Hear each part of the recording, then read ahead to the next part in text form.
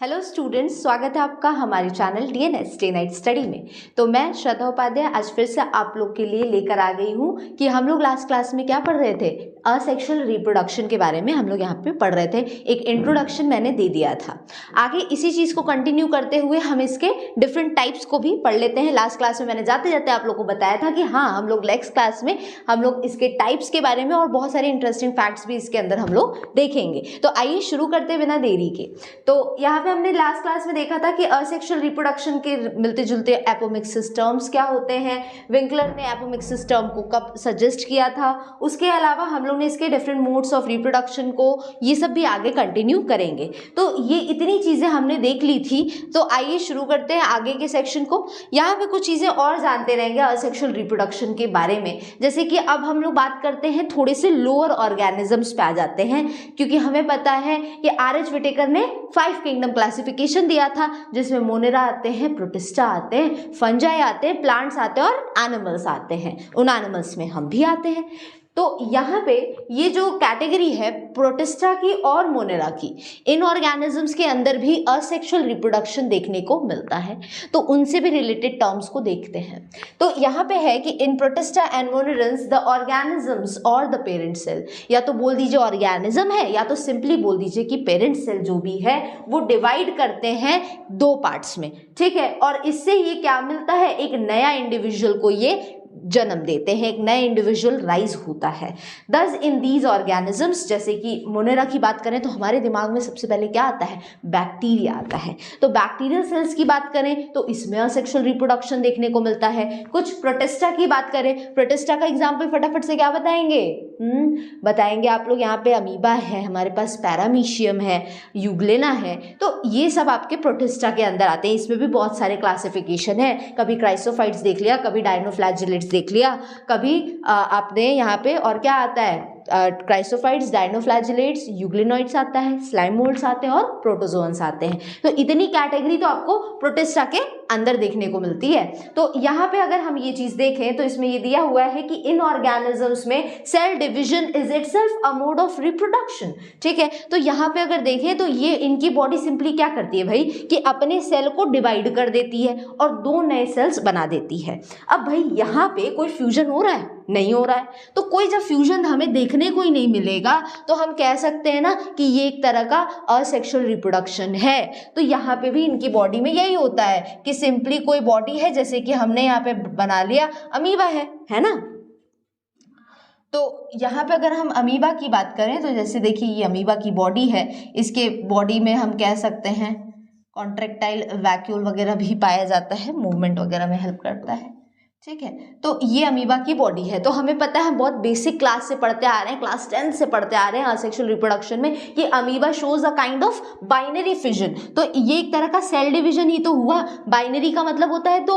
अब इनकी जो बॉडी है वो 2 पार्ट्स में डिवाइड हो जाती है। इस वजह से हम कहते हैं कि ये एक तरह का क्या है, एक तरह का बाइनरी फिजन है, या तो कह लीजिए एक तरह का सेल डिवीजन है, जिसमें ये सेल डिवाइड करके 2 नए और अमीबा के सेल्स बना लेती है।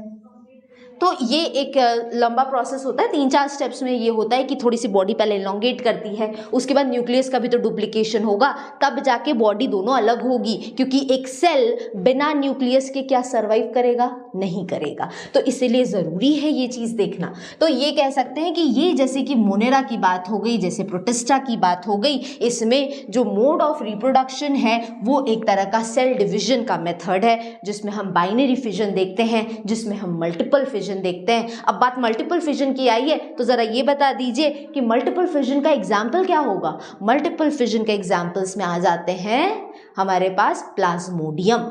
प्लाज्मोडियम जो है वो एक सेल वॉल के अंदर, एक सिस्ट के अंदर मल्टीप्लाई करते हैं, और जहां फेवरेबल कंडीशन मिली अपने वॉल को तोड़ देते हैं और तोड़ने के बाद बाहर आ जाते हैं। कुछ इस तरह से होता है प्लाज्मोडियम के केस में। एक यहाँ पे सिस्ट बन जाता है और इसके अंदर मल्टीपल सेल्स जो हैं वो अपने आप को मल्टीप्लाई कराते रहते हैं।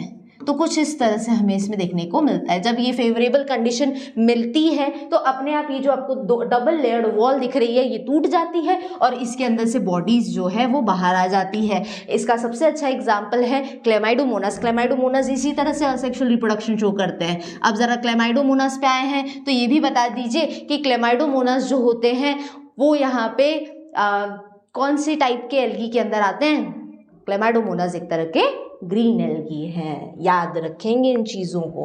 अब आते हैं नेक्स्ट पॉइंट पे। तो यहाँ पे ये कह रहा है कि मेंबर्स ऑफ किंगडम फंजाई। अब थोड़ा सा हायर पे आते हैं क्योंकि अब हमने मोनेरा देख लिया, प्रोटिस्टा देख लिया, तो भाई मोनेरा प्रोटिस्टा के बाद कौन सा किंगडम है? फंजाई है। तो किंगडम फंजाई की अगर बात करें और कुछ सिंपल प्लांट्स की बात करें, simple plants in the sense simple plants जैसे कि ब्रायोफाइट्स, सिंपल प्लांट्स जैसे कि टेरिडोफाइट्स, और हायर प्लांट्स में अगर आ जाए तो हमारे पास तो जिम्नोस्पर्म और एंजियोस्पर्म्स है। तो यहाँ पे कुछ सिंपल प्लांट्स की बात कर रहे हैं। ब्रायोफाइट्स ले लिया, थैलोफाइट्स ले लिया, थैलोफाइट्स मतलब एल्गी ले लिया। तो यहाँ पे देखा है कि मेंबर्स ऑफ किंगडम फंजाई, तो ये जो फंजाई की किंगडम ये, अच्छा देखिए यहाँ पे अगर आप ये सोच रहे हैं कि मैम प्लांट्स तो एल्गी है, तो आपने यहाँ पे प्लाज्मोडियम के केस में एल्गी क्यों बताया? तो यहाँ पे देखिए ये हम कह सकते हैं कि हमारा जो प्रोटिस्टा है वो भी इस तरह से डिविजन शो करता है, बट इसके अलावा भी अगर हम देखें तो हायर प्लांट्स, सिंपल प्लांट्स भी इस तरह का रिप्रोडक्शन शो करते हैं, क्योंकि भाई थैलोफाइटा तो सिंपल प्लांट है, उसमें मल्टीपल फिजन देखने को मिलता है। ये इन्फॉर्मेटिव चीज़ें थी, इसको इस टर्म से रिलेट नहीं करेंगे, ठीक है, कि मोनेरा प्रोटिस्टा में तो ये आता नहीं है, ठीक है, ये जस्ट फॉर इन्फॉर्मेशन की बात है। तो यहाँ पे देखें जैसे कि सच एज एल्गी, जैसे कि यहाँ पे फंजाई लिया है और सिंपल प्लांट्स में जैसे एल्गी ले लिया है, कह रहा है साफ साफ एल्गी को ही तो हम थैलोफाइटा कहते हैं। Thallophyta in the sense thallus like structure, तो ये थैलोफाइटा में आते हैं एल्गी जो होते हैं। तो ये algae reproduce through special asexual reproductive structure. अब इनमें पाए जाते हैं कुछ अलग स्पेशल तरह के रिप्रोडक्टिव स्ट्रक्चर्स जिनके थ्रू ये अपनी बॉडी को मल्टीप्लाई कराते हैं, अपनी पॉपुलेशन को बढ़ाते हैं। तो ये चीज़ देखने को मिलती है हमें। तो ये भी क्या हो रहा है, इसमें भी असेक्सुअल रिप्रोडक्शन ही हो रहा है ना, क्योंकि कोई फ्यूजन की बात तो हो नहीं रही है। अब यहाँ पे अगर देखें तो जब most common of these structures are, अब ये जो रिप्रोडक्टिव स्ट्रक्चर्स हैं इनके बारे में अगर बात करें तो सबसे सिंपल वाला जो है वो है हमारे पास ज़ूस्पोर। तो ज़ूस्पोर्स की अगर हम बात करें तो ज़ूस्पोर्स एक तरह के मोटाइल स्पोर्स होते हैं। मोटाइल मतलब घूमने फिरने वाले, इधर उधर जाने वाले। क्या बिना पैर के मोटाइल हो सकते हैं? नहीं हो सकते हैं। तो मोटिलिटी के लिए हमें इनके, अब अगर हम यहाँ पे प्लांट्स की बात कर रहे हैं तो इनको मोटिलिटी के लिए क्या चाहिए? इनको चाहिए फ्लैजिला। फ्लैजिला चाहिए तो सीलिया चाहिए। तो फ्लैजिला जहाँ इनके अगर कुछ स्पोर्स हैं और उनकी बॉडी में फ्लैजिला है, जैसे कि मैंने ये बनाया है क्लेमाइडोमोनास, तो क्लेमाइडोमोनास के केस में क्या होता है, ये जू स्पोर्स बनते हैं। आखिर ये जो स्पोर आपको जिसमें फ्लैजिला दिख रहा है ना, ये जो फ्लैजिला आपको दिख रहा है ये आखिर क्या है? ये फ्लैजिला है आपका जू स्पोर। ये एक तरह का जू स्पोर कहलाएगा। ये तो बात की बात है कि कौन से टाइप का स्पीशीज है जिसके अंदर हमें ये जीनस है जिसके अंदर हमें स्पोर देखने को मिल रहा है। लेकिन अगर हम ओवरऑल बात करें तो इसके अंदर जू स्पोर्स यहाँ हमें दिख रहे हैं, क्योंकि ये एक ऐसे स्पोर है जिनके पास से फ्लैजिला निकला हुआ है। तो ये जू स्पोर्स हो गए, दैट यूजुअली आर माइक्रोस्कोपिक होता है। आप ऐसा नहीं कि चलते फिरते देख लेंगे कि हाँ भाई मोटाइल है, इतना बड़ा सा क्लेमाइडोमोनास है, फ्लैजिला दिख रहा है, यही है, ऐसा नहीं कर सकते हम, है ना। तो ये चीज़ हमें इसमें देखने को मिलेगी। तो ये जो माइक्रोस्कोपिक मोटाइल स्ट्रक्चर्स होते हैं, कुछ अगर अलग की बात करें तो कॉमन सेक्सुअल रिप्रोडक्टिव स्ट्रक्चर्स में आते हैं, जैसे कि कोनिडिया आते हैं। कोनिडिया का सबसे अच्छा एग्जाम्पल है पेनिसिलियम। बड फॉर्मेशन जो होता है हाइड्रा के अंदर। हाइड्रा आपको पता होगा कौन से यहाँ पे एनिमल किंगडम के अंदर कौन से फाइलम में आता है हाइड्रा। ये सब चीज़ें रिकॉल करते रहिए, किसके अंदर आ रहा है? सिलेंट्रेटा के अंदर आ रहा है, पॉरीफेरा के जस्ट बाद वाला फाइलम है, उसी के अंदर आते हैं हाइड्रा, है ना। और उसके साथ साथ गेम्यूल्स भी बनते हैं, जैसे कि स्पॉन्जेस के अंदर। तो ये गेम्यूल फॉर्मेशन हो गया, कोनिडिया हो गए, बड हो गए। भाई ये यहाँ पे सिंपली कह रहा है कि हर बॉडी जो है, कोई भी रिप्रोडक्टिव बॉडी हो, कोई भी इंडिविजुअल हो, सिंपल एक मोनेरा हो, प्रोटिस्टा हो, या फंजाई हो, या एल्गी हो, सिंपल प्लांट्स हो, इनके अंदर कोई ना कोई ऐसी बॉडी पार्ट होता है जो कि वो डिवाइड करता है और अपने आप को मल्टीप्लाई कराता है, उस पर्टिकुलर ऑर्गेनिज्म की ग्रोथ को बढ़ा देता है, इसकी पॉपुलेशन बढ़ा देता है। तो वही यहाँ पे अलग अलग रिस्पेक्ट में अलग अलग ऑर्गेनिजम्स के अंदर है। पेनिसिलियम जो है वो भी हमारा एक तरह का फंजाई है, वो कोनिडिया के थ्रू रिप्रोड्यूस करता है। ये सब याद रखेंगे, क्वेश्चन पूछता है कॉम्पिटिटिव एग्जाम में। कोनिडिया एक तरह का कैसा स्ट्रक्चर है, क्या ये असेक्सुअल रिप्रोडक्टिव स्ट्रक्चर है, सेक्सुअल रिप्रोडक्टिव स्ट्रक्चर है, तो ये चीज याद रखेंगे भाई कि ये असेक्सुअल रिप्रोडक्टिव स्ट्रक्चर्स के अंदर आता है। साथ में हाइड्रा की बात करें तो इसमें सिंपली एक बड बन जाता है। बड इन द सेंस जैसे कि ये रही हाइड्रा की बॉडी, पूरी तरह से ये सबस्ट्रेटम से अटैच्ड होते हैं, तो कुछ इस तरह से इन्हें बना लेंगे। हाँ, पूरी तरह से एच शेप्ड हॉरिजॉन्टल बॉडी होती है, पूरी तरह से सिलेंड्रिकल शेप में होता है, और उसके साथ साथ कभी कभी ये क्या होता है साइड में ये बड बन जाता है, एक आउट ग्रोथ। सिंपली अगर मैं कहूँ कि अगर बॉडी पे एक बल्जिंग सा स्ट्रक्चर बन जाता है तो उसको भी बड कहते हैं। बड मतलब सिंपली ये नहीं हो गया कि प्लांट में एक कली दिख गई तो वो बड है, नो। अगर हम बॉडी पे या किसी भी जगह पे हम एक बल्जिंग सा एक अलग सा पार्ट निकलता हुआ देख रहे हैं तो वो भी बड ही कहलाएगा। अब इनकी हाइड्रा की बॉडी जो होती है पोरस होती है, क्योंकि सिलेंट्रेटा है ये, है ना। तो उसके साथ साथ यहाँ पे क्या होता है, पॉरीफेरा की तो भाई पोरस मेन कैरेक्टरिस्टिक प्रॉपर्टी होती है ना। तो ये तो सिलेंट्रेटा है। तो ये जो आउटग्रोथ आपको दिख रही है ना, ये जो आउटग्रोथ दिख रही है, यही आउटग्रोथ क्या कहलाती है, बड कहलाती है। अब ये जो बड है हाइड्रा के केस में, ये जब डेवलप कर जाता है ना तो ये डिटैच हो जाएगा, मतलब ये पेरेंट बॉडी से अलग हो जाएगा, और अलग होने के बाद जहाँ ये ज़मीन पे गया, ज़मीन क्या होगा, सिर्फ आपका हाइड्रा है तो ये पूरी तरह से एक्वेटिक में ऑर्गेनिज्म के अंदर आता है। तो ये जहाँ ये अपनी बॉडी से ये बड डिटैच होगा तुरंत ये सब नीचे जाएगा और वो एक नए इंडिविजुअल में डेवलप कर जाता है। सिमिलरली आपको गेम्यूल्स देखने को मिलते हैं स्पॉन्ज के अंदर, ठीक है। तो स्पॉन्जेस जो है आपके एक तरह के किस में आ जाएंगे, पॉरीफेरा के अंदर आ जाते हैं। तो ये रही बात कि असेक्सुअल रिप्रोडक्शन अलग अलग तरह से कहाँ कहाँ कैसे होता है, इसी को डिटेल में हम आगे भी जानेंगे। अब यहाँ पे कुछ क्लासिफिकेशन की बात करेंगे कि भाई असेक्सुअल रिप्रोडक्शन कितनी तरह का होता है, जितने टाइप्स हैं उसके अंदर क्या क्या एग्जाम्पल्स आते हैं। क्योंकि अगर मैं कहूँ अपने प्रीवियस लेक्चर या फर्स्ट लेक्चर की बात तो उससे, और मैं हमेशा ये बोलते आऊँगी कि बायोलॉजी का मतलब आपको एग्जाम्पल्स पता होने चाहिए, सिर्फ रटना नहीं है। आपको एग्जाम्पल्स क्लियर करता है कि भाई ये कह क्या रहा है, किस कैटेगरी में इस एग्जाम्पल को क्यों रखा गया है। अगर आप सोचने पे जब मजबूर हो जाएंगे तो आपको कॉन्सेप्ट क्लियर रहेगा, उसे रटने के बजाय आप उसे हमेशा दिमाग में रख पाएंगे। अब जैसे यहाँ पे बात करते हैं असेक्सुअल रिप्रोडक्शन की, तो प्लांट्स में हम पहले कैटेगराइज करेंगे, बाद में हम देखेंगे कि असेक्सुअल रिप्रोडक्शन ऑर्गेनिजम्स के अंदर जैसे कि एनिमल्स के अंदर कैसे होता है। पहले यहाँ हम बात करेंगे कि प्लांट्स के अंदर ये असेक्सुअल रिप्रोडक्शन कैसे होगा। अब अगर हम यहाँ बात करें तो फ्लावरिंग प्लांट्स के अंदर दो तरह का असेक्सुअल रिप्रोडक्शन होता है, कैटेगरी यहाँ पे दो बनी हुई है। इसमें से एक होता है अगैमोस्पर्मी और दूसरा है वेजिटेटिव प्रोपगेशन। अब भाई ये जो अंडरलाइन किया है मैंने वर्ड वेजिटेटिव प्रोपगेशन, ये तो आपने बड़े अच्छे से सुना होगा, बहुत पहले से सुनते आ रहे हैं, 10th से, क्लास 10 से ये टर्म रहते हैं आपको, वेजिटेटिव प्रोपगेशन। सिंपली वेजिटेटिव क्या कह रहा है, प्रोपगेशन क्या हो रहा है, ये सबको भी एक एक करके देखेंगे। तो यहाँ पे आपको पता चल गया कि भाई जब हम असेक्सुअल रिप्रोडक्शन प्लांट्स के केस में देख रहे हैं तो हमें दो कैटेगरी मिल रही है, पहला है यहाँ पे अगैमोस्पर्मी और दूसरा रहेगा वेजिटेटिव प्रोपगेशन। तो सबसे पहले हम लोग अगैमोस्पर्मी को लेके चलेंगे। यहाँ पे हम लोग देख लेते हैं कि इसके अंदर हमें क्या क्या पढ़ना है, इसके कितने टाइप्स हैं, हर टाइप के अंदर क्या क्या एग्जाम्पल्स हैं, क्लियर है।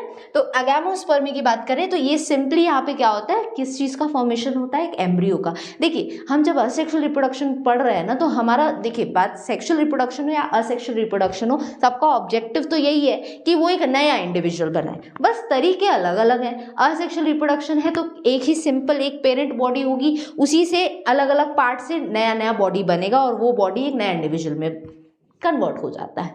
बट बात जब सेक्सुअल रिप्रोडक्शन की होती है तो दो तरह के गैमेट्स का फ्यूजन होता है। अब यहाँ पे अगर देखें अगैमोस्पर्मी में तो ये भी असेक्सुअल रिप्रोडक्शन का टाइप है, तो इसमें भी एम्ब्रियो तो बनेगा, है ना, चाहे असेक्सुअल रिप्रोडक्शन हो या सेक्सुअल रिप्रोडक्शन हो, रिजल्ट तो वही मिलता है हमें कि एक नया इंडिविजुअल हमें चाहिए। तो यहाँ पे भी एक एम्ब्रियो का बनता है, फॉर्मेशन होगा, बट फर्टिलाइजेशन नहीं है, क्योंकि भाई जब दो तरह के गैमेट्स नहीं है तो क्या फ्यूजन होगा, क्या फर्टिलाइजेशन होगा, नहीं होगा। तो यहाँ पे without fertilisation and meiotic division. Meiotic division काफी इंपॉर्टेंट टर्म है। मियोटिक का मतलब हो गया यहाँ पे कि डिवीजन एक तरह का ऐसा है जो कि रिडक्शनल है, मतलब यहाँ पे जो क्रोमोसोम के नंबर हैं ये तुरंत हो जाते हैं हाफ इन द सेंस कि अगर हमें पता है कि अगर फर्टिलाइजेशन होगा तो हमें पता है दो तरह के गैमेट्स आएंगे, एक तो मेल पेरेंट से गैमेट आएगा और एक गैमेट आएगा फीमेल पेरेंट से।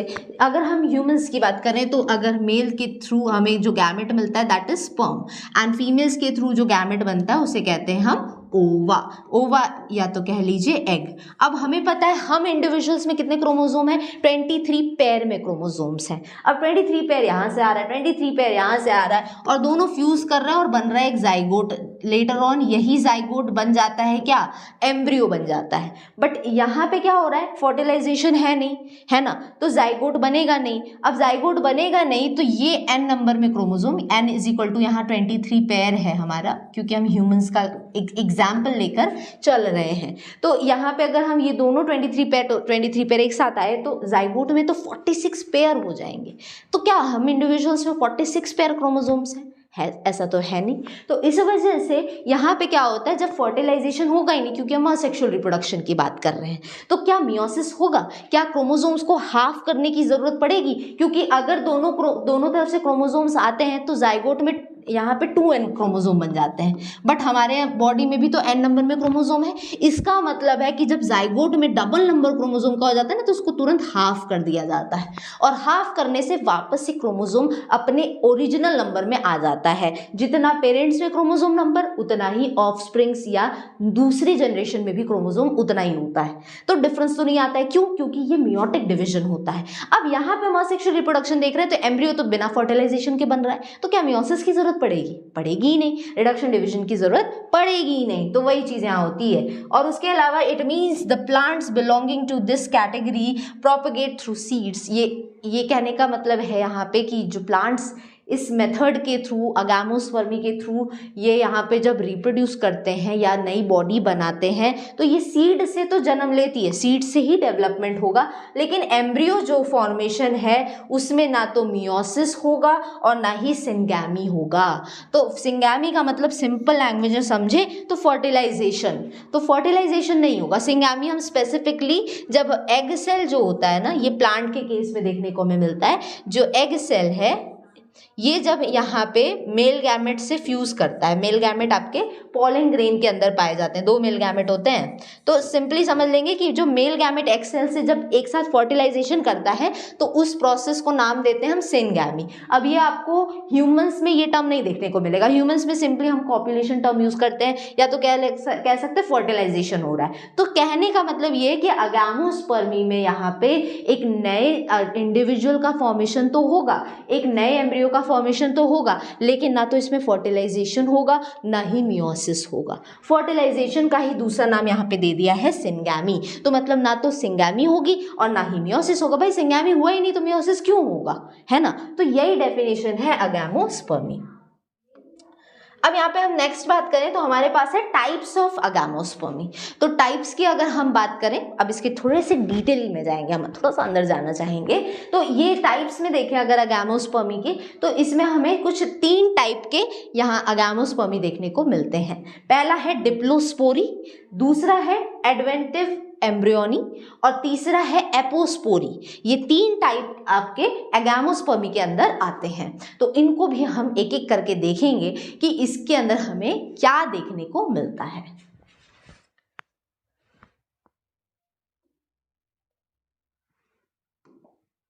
ठीक है,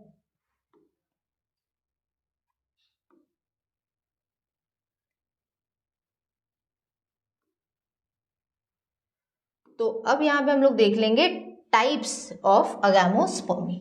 ठीक है, तो टाइप्स में हमें पता है हमारे पास जो ये तीनों टाइप है इन्हीं को हम एक एक करके डिस्कस करेंगे।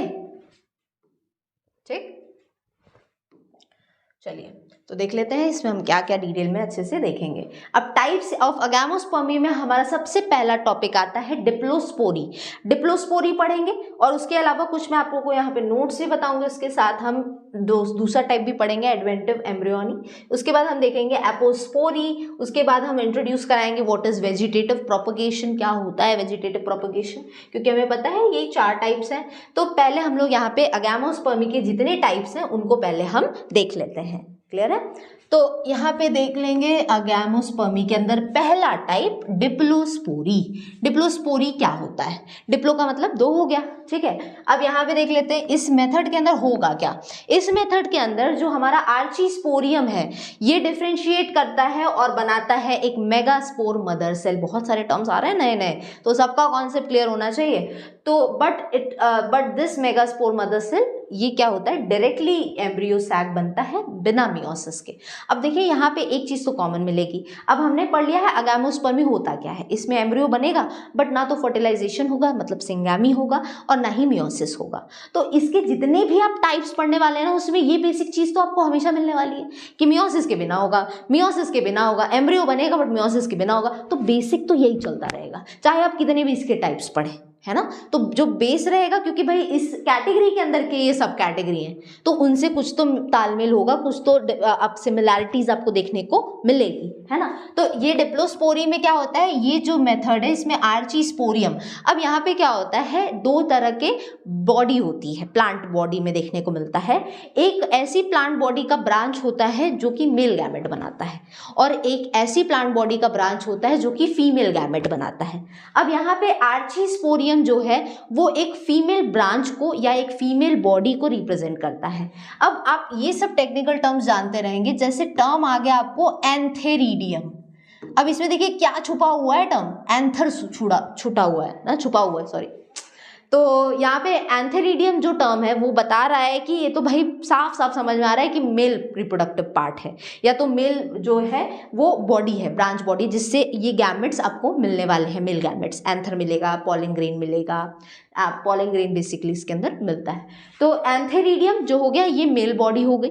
अब इसी में अगर टर्म आगे जोड़ दे आर्ची, ठीक है, तो अगर हम आर्चीस्पोरियम टर्म यूज करते हैं तो ये किसको इंडिकेट करता है, ये एक फीमेल बॉडी को इंडिकेट करता है। तो इसमें क्या होता है, आर्चीस्पोरियम जो है, अब एंथे और आर्ची ये टर्म्स को क्लियर रखेंगे हमेशा से, क्लियर है। तो ये जो आर्चीस्पोरियम है ये डिफ्रेंशिएट करता है, बढ़ता है टू फॉर्म क्या बनने के लिए, एक मेगास्पोर मदर सेल बनने के लिए, क्लियर है। एक मेगास्पोर मदर सेल बनने के लिए ये प्रोसेस होती है। But this megaspore mother cell, अब लेकिन यहाँ पे होता क्या है कि ये जो मेगास्पोर मदर सेल है इसे हम सिंपल लैंग्वेज में एमएमसी भी बोल सकते हैं। अब डिफरेंस ये हो जाता है ना कि एम से यहाँ पे माइक्रोस्पोर भी होता है और मेगास्पोर भी होता है। तो माइक्रोस्पोर तो पॉलन ग्रेन होते हैं और मेगास्पोर जो होता है ना वो फीमेल गैमेटोफाइट या पॉलन ये क्या होता है, फीमेल गैमेटोफाइट या तो कह लीजिए एम्ब्रियो सैक को रिप्रेजेंट करता है। तो मेगास्पोर टर्म जो है, मेगा फिर से टर्म आ गया, एक आ गया था एंथे और आर्ची, एक आ गया मेगा और माइक्रो। तो हमें पता है मेल गैमेट ज्यादातर छोटे होते हैं और फीमेल गैमेट ज्यादातर बड़े होते हैं, क्योंकि फीमेल गैमेट के अंदर क्या होता है ना, स्टोर्ड फूड होता है। अब भाई कोई चीज खा पी के कोई बैठा हुआ है तो बहुत पतला तो होगा नहीं, हट्टा कट्टा होगा ना।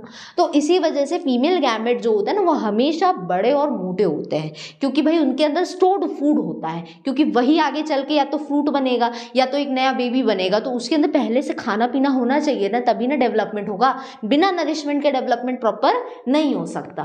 तो इसी वजह से जब मेगा टर्म आए तो समझ जाइएगा फीमेल गैमेट के बारे में कह रहा है, और जब माइक्रो टर्म आ जाए तो मतलब समझ जाएगा कि एक माइक्रो का मतलब ही होता है छोटा, तो छोटे गैमेट्स हमेशा मेल को रिप्रेजेंट होते हैं, ठीक है। तो यहाँ पे ये कह रहा है कि आर्चीस्पोरियम जो है ये डिफ्रेंशिएट होता है, बढ़ता है और इससे बनता है मेगास्पोर मदर सेल।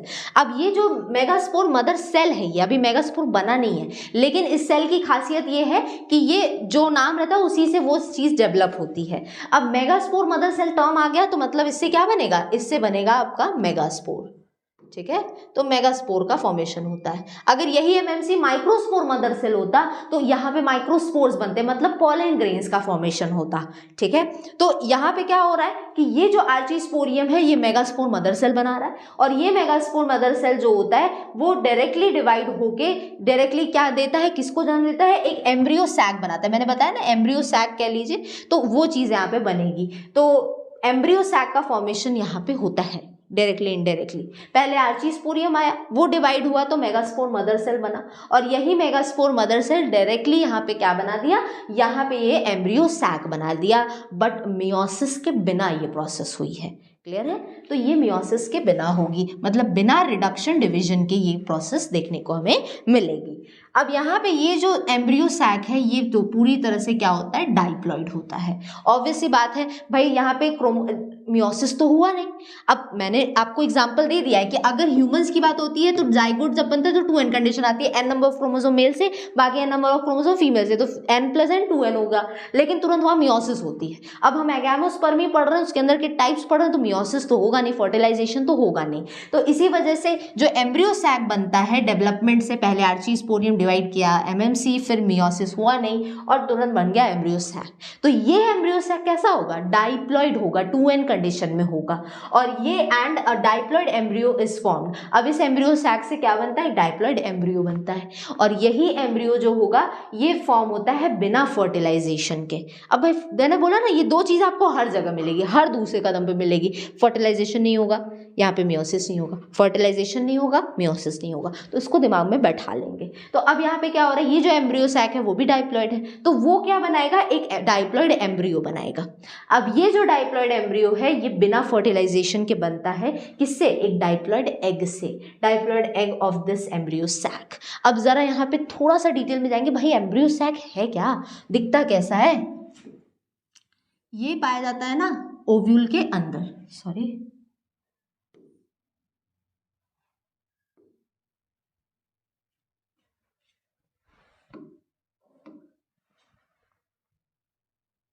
ठीक, क्लियरली दिख रहा है। तो यहाँ पे ये कह रहा है कि एक डाइप्लॉइड, यहाँ पे बात हो रही है कि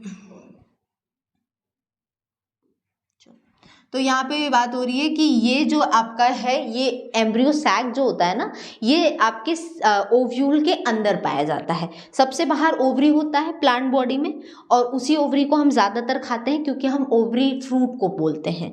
अब इस फ्रूट के अंदर आपको क्या मिलता है, सीड ही ना मिलता है, और वो सीड किससे बनता है, ओव्यूल से। अब उस फ्रूट के सीड के भी अंदर जाएंगे तो आपको कुछ ये पार्ट मिलता है, और उसी को कहा जाता है यहाँ पे एम्ब्रियो सैक। अब इस एम्ब्रियो सैक के अंदर आपको ढेरों सेल्स मिलते हैं, टोटल 8 सेल्स आपको यहाँ पे मिलेंगे, 8 सेल।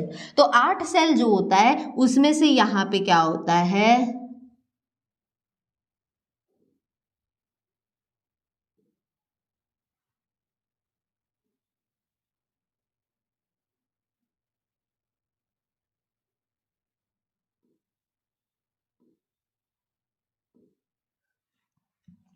अब यहाँ पे क्या होगा, ये होते हैं, इन 2 सेल्स को बोलते हैं सिनर्जिड्स। ये टर्म्स आपने 12th में ज़रूर पढ़े होंगे। सिनर्जिड्स के अलावा ये जो बचता है इसे बोलते हैं egg cell,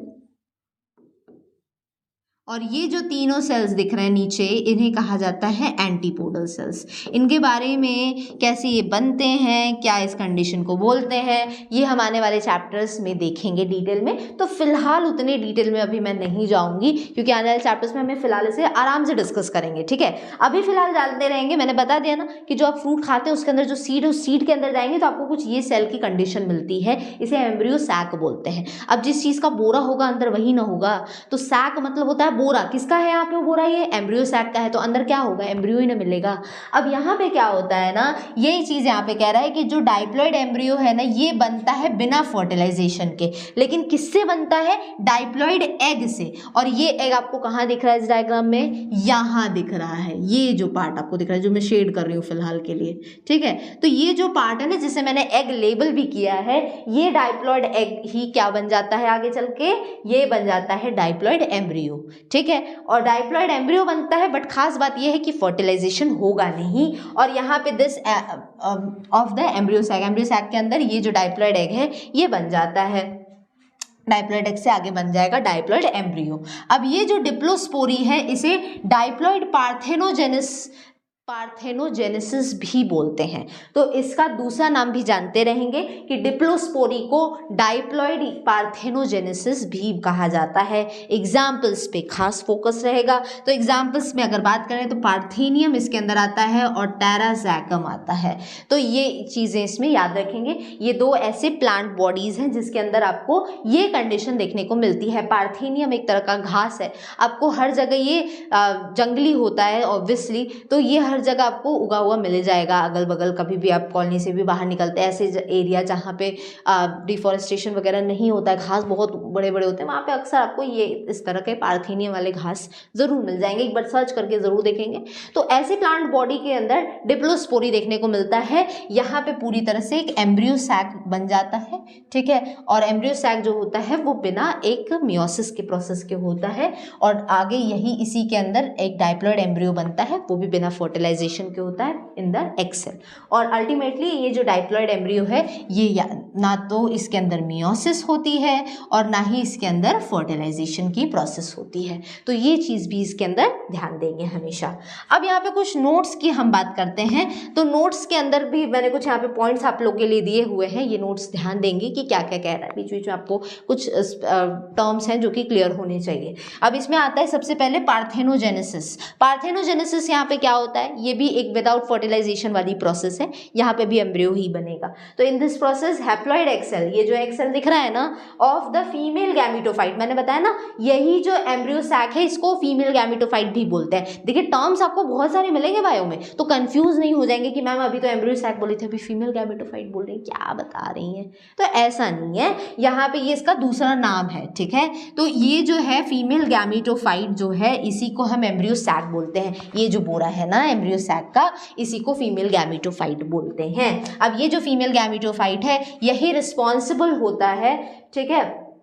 haploid egg cell जो होता है इस फीमेल गैमेटोफाइट के अंदर, ये जो हैप्लॉइड एग सेल है फीमेल गैमेटोफाइट के अंदर, इसे यहाँ पे कह रहा है is responsible to form a haploid embryo, और इसी से आगे हैप्लॉइड एम्ब्रियो बन जाता है, ठीक है। और ये हैप्लॉइड एम्ब्रियो विदाउट फर्टिलाइजेशन बनता है। फिर वही बेसिक चीज आ गई। अब इसी को हम क्या बोलते हैं, पार्थेनोजेनेसिस। क्योंकि आपको टर्म आया था डाइप्लॉइड पार्थेनोजेनेसिस, क्यों कह रहे हैं, क्योंकि पार्थेनोजेनेसिस भी यही प्रोसेस है। इसमें भी यही डाइप्लॉइड एग सेल जो कि फीमेल गैमेटोफाइट या ये आपका जो सैक है यहाँ पे जो एम्ब्रियो का सैक है इसके अंदर जब डेवलप होता है और यही डेवलप होकर एम्ब्रियो बना देता है बिना फर्टिलाइजेशन के प्रोसेस के, तो उसे भी पार्थेनोजेनेसिस बोलते हैं।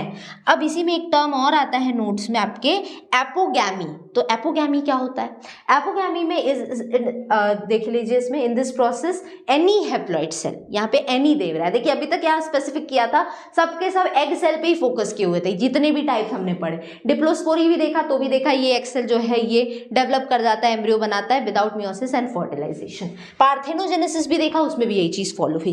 बट एपोगैमी के अंदर आपको कुछ अलग देखने को मिला है। ये कह रहा है कि यहाँ पे जो हैप्लॉइड सेल है ना फीमेल गैमेटोफाइट का, any haploid cell of the female gametophyte. फिर से फीमेल गैमेटोफाइट मतलब ये जो एम्ब्रियो सैक है इसके अंदर का कोई भी cell except the egg cell. उल्टा है, अभी तक सिर्फ एग सेल की बात हो रही थी, अब कह रहा है एग सेल को छोड़कर कोई भी सेल हो पूरे इस सैक के अंदर, तो वो यहाँ पे क्या हो जाता है, यही except the egg cell is responsible, ये रिस्पॉन्सिबल होता है टू फॉर्म हैप्लॉइड एम्ब्रियो। तो ये क्या बन जाता है, हैप्लॉइड एम्ब्रियो बनता है, बट विदाउट फर्टिलाइजेशन, बिना फर्टिलाइजेशन के प्रोसेस के ये काम हमें देखने को मिलता है। तो यही होता है एपोगैमी।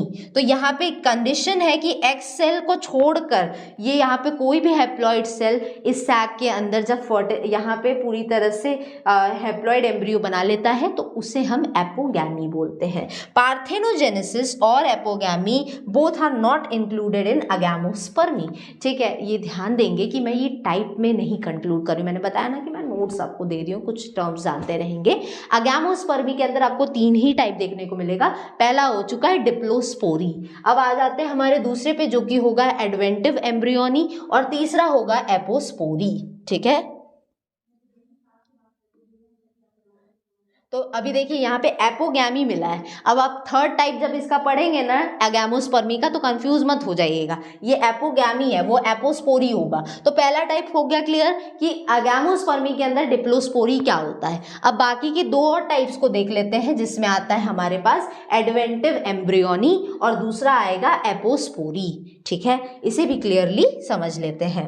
तो इसमें सबसे पहले आता है यहाँ पे दूसरा टाइप हो गया हमारा एडवेंटिव एम्ब्रियोनी। तो एडवेंटिव एम्ब्रियोनी जो होगा इसके अंदर भी हम कुछ डिटेल्स में देखेंगे, जैसे कि इस मेथड के अंदर भी देखिए क्या बन रहा है, एक एम्ब्रियो का ही फॉर्मेशन हो रहा है। देखिए बेसिक वही चलेगा, कुछ अलग नहीं है। हाँ, लेकिन टर्म्स जानते रहेंगे, भूलेंगे नहीं कि हाँ भाई इसके अंदर एगैमोस्पर्मी के अंदर जो तीनों टाइप थे उसमें से हर टाइप का क्या था, क्योंकि आपको तो इतना क्लियर हो गया होगा वीडियो देख के कि भाई सब में क्या हो रहा है, बेसिक तो क्लियर होगा। लेकिन एग्जाम्पल पूछ दिया तो, उसके टाइप्स का नाम पूछ दिया तो वो याद रखना आपको जरूरी होगा। तो इसमें भी देखेंगे तो इसमें भी एम्ब्रियो बन रहा है, ये भी फॉर्म हो रहा है, फॉर्म एनी डेप्लॉइड सेल। ठीक है, ये भी किसी भी डेप्लॉइड सेल से बनता है। ठीक है, जैसे कि न्यूसिलस से या इंटीग्यूमेंट से ओव्यूल के। ठीक है, एक्सेप्ट एम्ब्रियोसैक। एम्ब्रियोसैक में अब यहाँ नहीं हो रहा है, अभी तक हो रहा था डिप्लोस्पोरी में, आपने यहाँ पे देख लिया था कि एग सेल जो है वो एम्ब्रियो बनता है।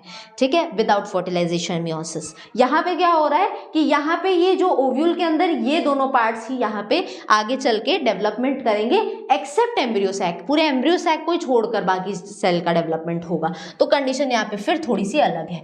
यही डायप्लॉइड सेल जो है ये जाइगोट की तरह बिहेव करता है। एक्चुअल में तो जाइगोट होता नहीं, क्योंकि एक्चुअल में तो जाइगोट एग सेल से ही बनता है। अब इस पूरे एम्ब्रियोसैक को इसने हटा दिया, तो एम्ब्रियोसैक के तो अंदर ही था एक सेल, जो मैंने डायग्राम के थ्रू भी दिखाया आप लोग को। तो यहाँ पे क्या हो रहा है कि एम्ब्रियोसैक को बोल रहा है छोड़कर कोई भी यहाँ पे सेल जो है वो जाइगोट की तरह बिहेव करता है। अब ये जो एडवेंटिव एम्ब्रियोज होते हैं ये डिराइव कहाँ से होते हैं? From the न्यूसिलस। जैसे कि यहाँ पे एग्जांपल्स है सिट्रस, मैंजीफेरा, ओपियंचिया और मैमिलेरिया। एंड फ्रॉम इंटीग्यूमेंट्स, और कुछ इंटीग्यूमेंट्स से भी बनते हैं, जैसे कि स्पाइरैंथस ऑस्ट्रेलिस।